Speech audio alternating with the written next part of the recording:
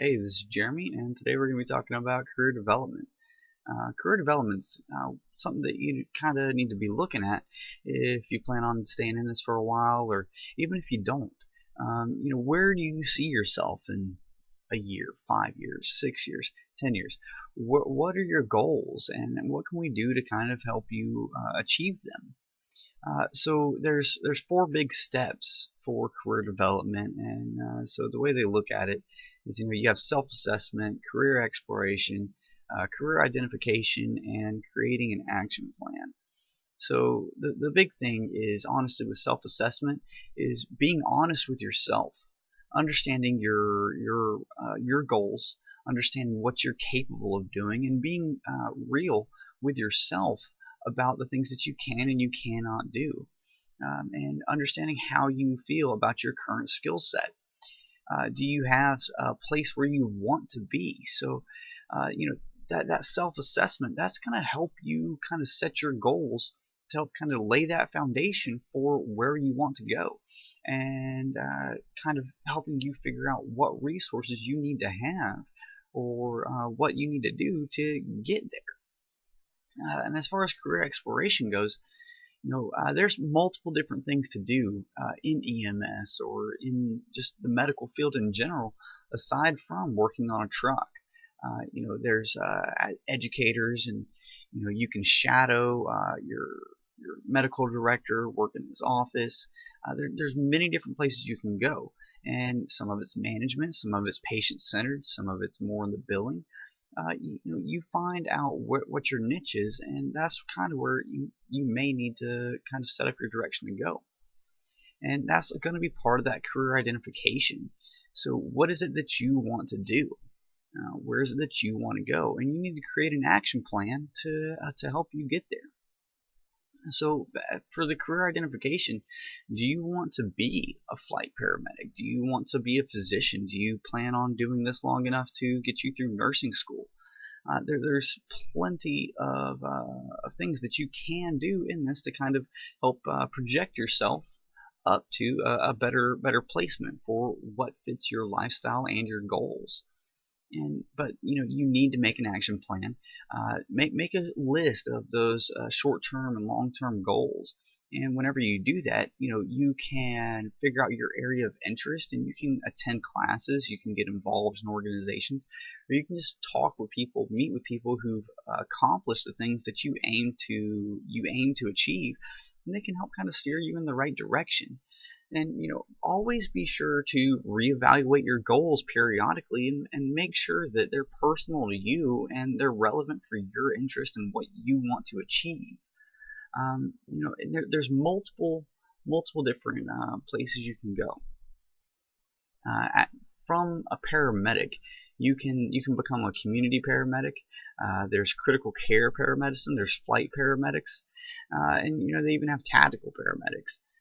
So community paramedicine, that's something that's really new in the scheme of paramedicine in general, because you're actually working with the patient in their home, and you're kind of preventing them from going to the emergency department, and you're allowing your patients to get the right resources, the right treatments. And this is evolving. There's some places that are actually using these instead of as in place of a general practitioner. They're able to set up appointments with neurology or a nephrologist.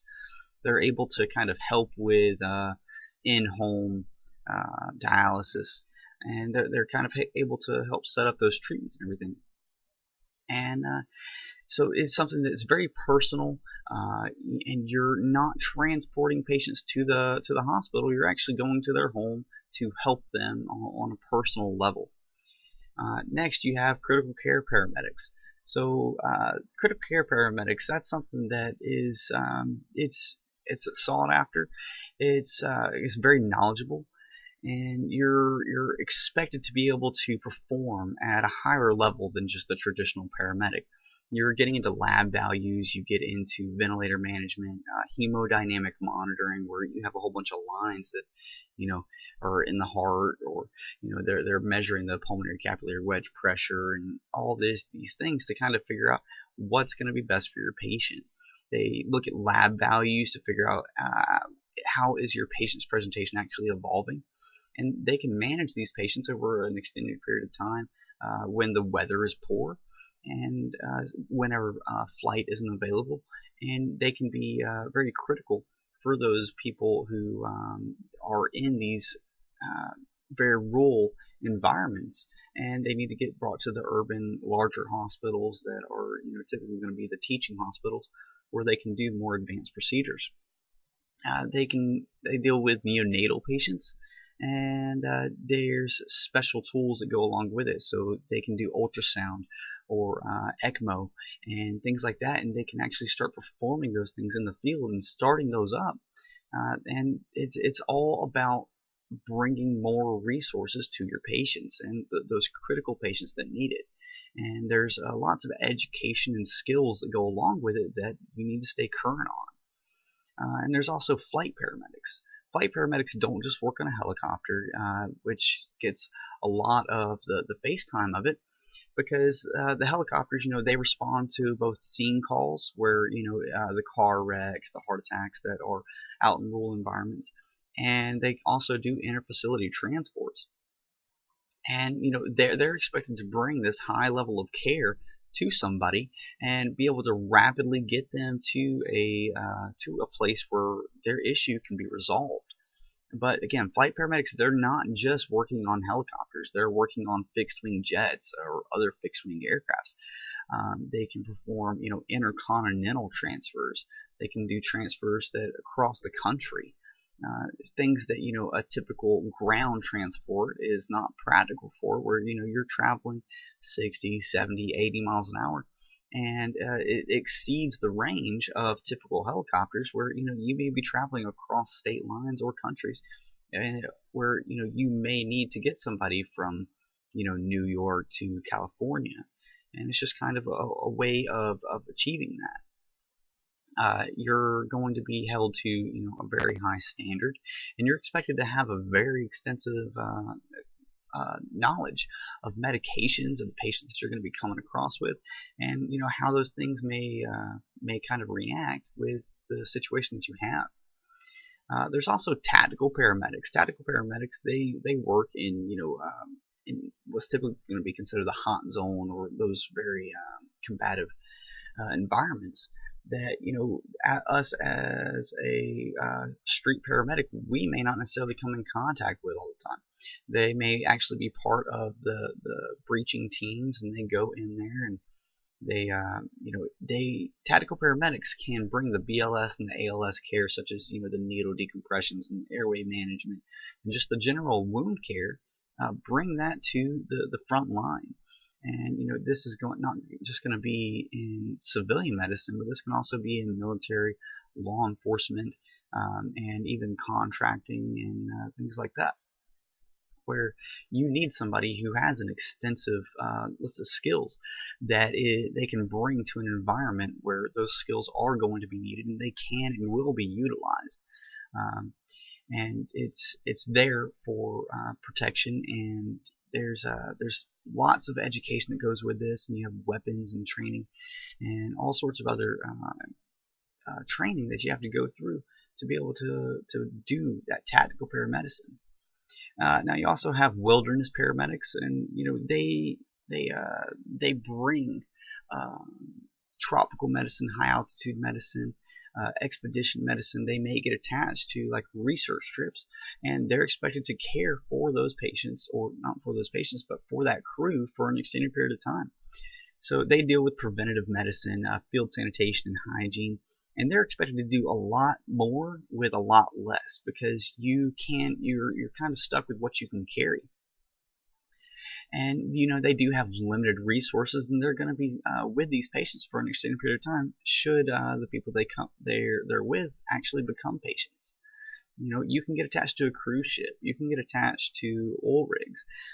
These are all things that you can do that's not just the typical work on an ambulance and transport the patients from the scene to the hospital.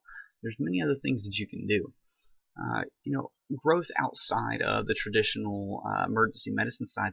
You can become an EMS coordinator working at a hospital where you don't necessarily have direct patient contact, but you're coordinating the resources with the hospital and making sure that everybody's educated on what the hospital can do and the hospital's educated on what EMS can do. You're working with fire department, law enforcement. And you also have EMS educators. So those educators, they're the ones that are actually bringing that frontline education, doing what I'm doing to somebody. So that can be initial education, such as EMTs, advanced EMTs, or even just emergency medical responders, working with the fire departments, working with these places to kind of make sure that everybody's up on their education. And you can even get into being a paramedic instructor or a critical care paramedic instructor. And these are things that you can do to continue to further not only your career but those of the people that actually attend your classes.